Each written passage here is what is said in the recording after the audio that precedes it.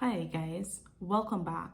On this week's episode, I will be explaining to you the steps I took when I was applying for my work permit. Now, the most challenging part of this process is finding that financial stability to take the next step forward. Granted, if you are financially secure, you're 90% there, right? The other 10% of the process is just merely time consuming and, just getting into it, really. So fast forward to when I realized that I will be able to financially support this adventure. I then moved on to a checklist. I did place a link in the description section of the checklist that you can use, right? Then afterwards, I did a lot of extensive research and I looked at many different schools and many different programs.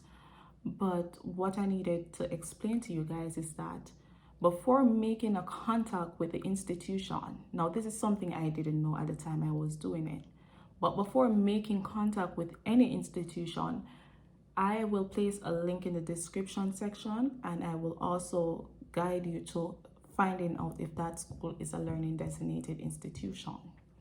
Now, while I was preparing this content, there is something that I realize now in this moment that I didn't realize when I was applying. On the Learning Designated Institution website, which is a Government of Canada website, it's in tabular format.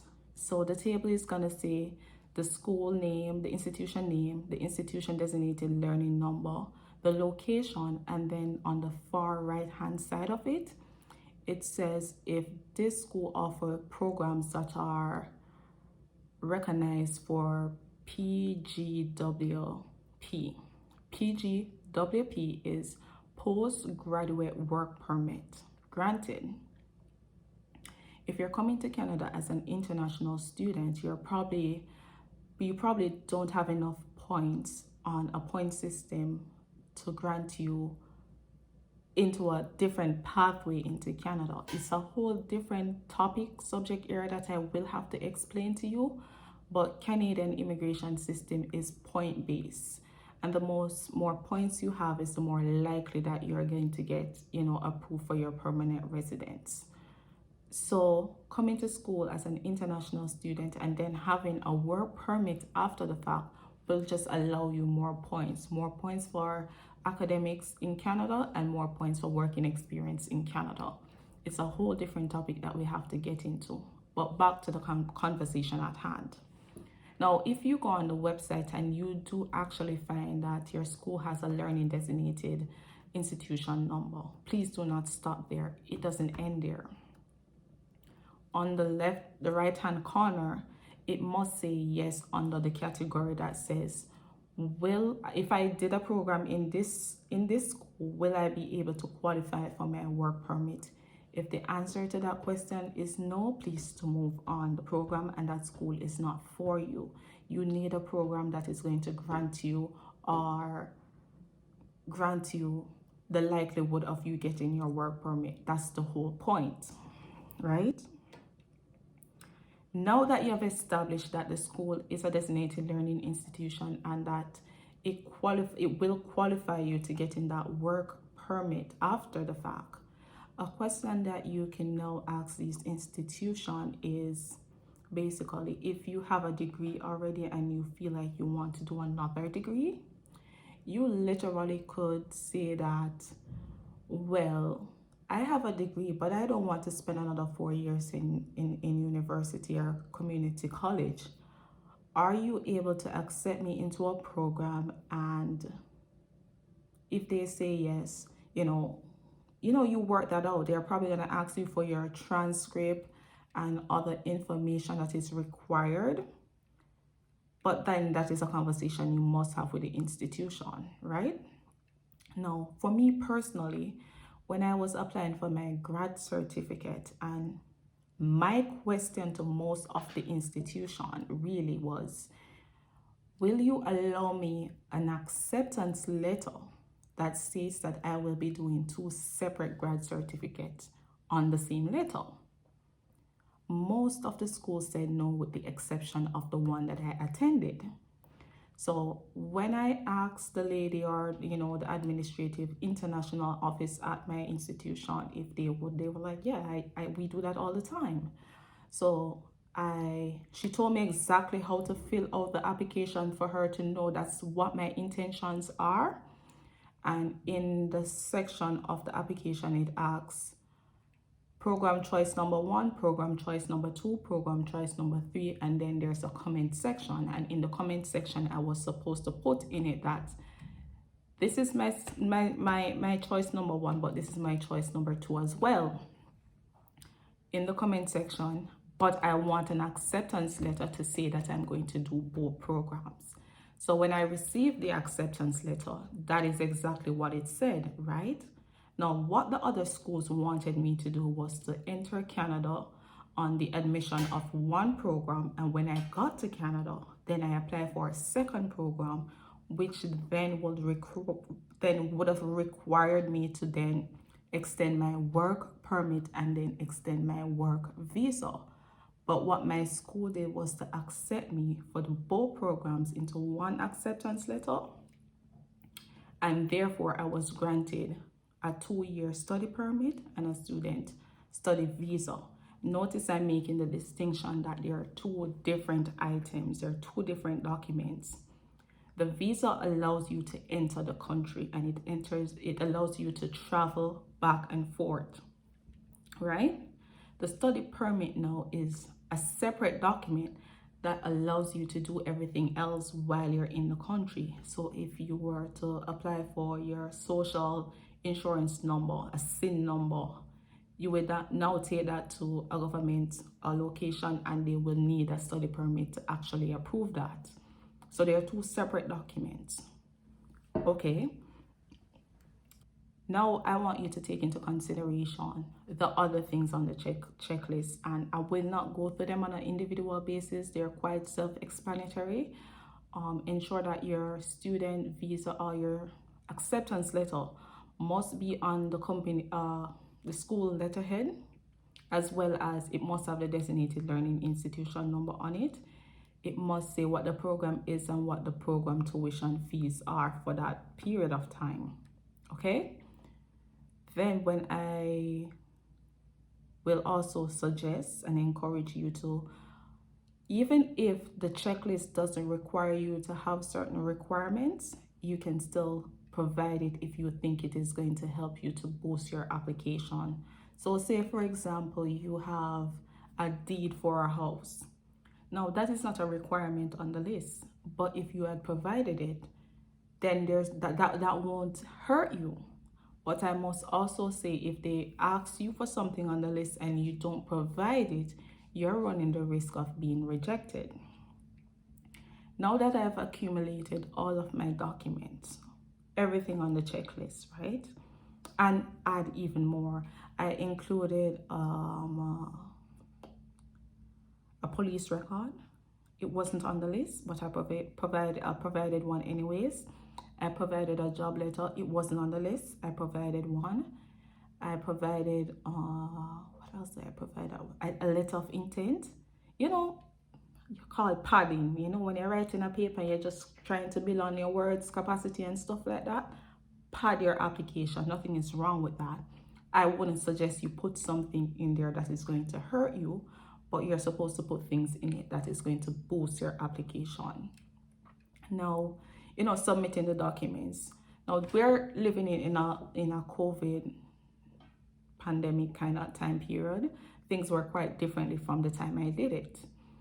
I submitted my documents and paperwork in person at a visa application center, and if I can recall, it's up by Ligor, I think that plaza, off Waterloo Road, where there is a Mega Mart and a stoplight. I don't quite particularly remember what the plaza name was. Now, a visa application center is where you submit your documents, or you can do it online. Personally, I did submit mine in person. I couldn't imagine that they would have a visa application center open right now, but I don't know. I'm not there. So what I liked about that process is that when you go to submit your documents, The agent who is receiving the document will manually check them and to see if you had everything on what the checklist would have required. Granted, if you were missing a document, depending on the person, they will tell you that you're missing a document. Would you still like to submit it, or would you like to retrieve that document and return and then, try again? They can't tell you whether or not you're going to be approved or not be approved. That's not their job, and not everyone will point it out to you to say you're missing a document.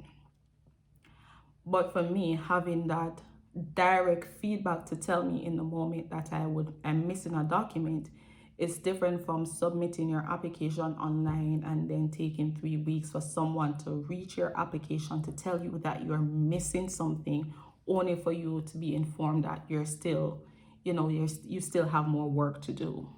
You get that feedback upfront. Now, after submitting the document and doing my biometrics, which I think I did the same day I dropped, and you probably have to go by appointment. I'm not 1,000% sure. I don't remember. But you probably have to go by appointment, especially now in a COVID time. So after I submitted my document, the agent told me, this is going to take about 6 to 8 weeks to be processed. That's a typical processing time. Now, granted, this was on Monday about midday that I submitted my documents and I did my biometrics. Interestingly enough, by the following Monday, I received a call that my passport was ready. My passport ready. So of course I'm well nervous now, because I'm like, them reject me, I don't get it. Nervous, a girl nervous, I could have cried. But anyways,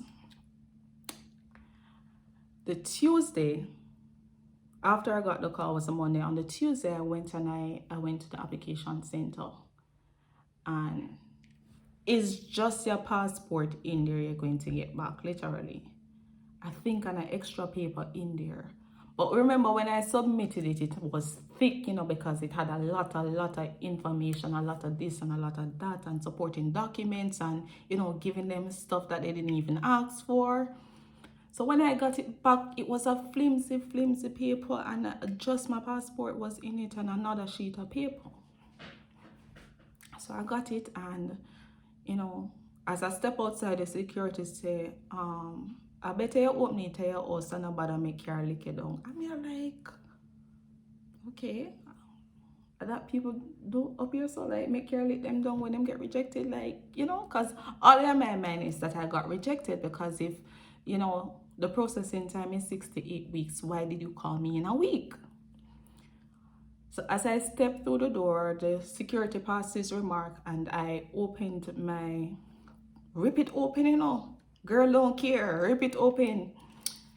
And I took out my passport and I flipped through it. And I saw the visa in my book. Your girl arrived, yeah. So I just turned to the security. I'm gonna smile, I'm gonna go away. I didn't even say anything to him, I just had the biggest smile. Nothing could have ruined my day after that, and that's how it all happened. So again, it's the link in the description section that will give you a whole laundry list of the things that are required. Fill them out to the best of your ability. Do not defraud the government of Canada. If you're going to be dishonest, they are going to find out. Don't defraud nobody in general, but just say, Also, yeah. And another link in the description about the designated learning institution and what you should look for when you get to that website, and how you should communicate with the schools and asking for what you want in general. Yeah, there is not much to it. Like I said, the biggest part of it is the finance, and if you're financially able to take this journey, you are 90% there. And also I want to suggest that if you're trying to do this, give yourself about 3 to 8 months to gather all the information, and after you submit the document, and if it actually takes 3 to 6 weeks for them to tell you or approve of your application, then give yourself that amount of time, because you don't want to show up to your school 1 month late, 1 month late to your program or something like that. So yeah, thank you guys for watching. Do like, share, and subscribe, and turn that notification bell so each week when I post something different, you will be notified. And thank you again.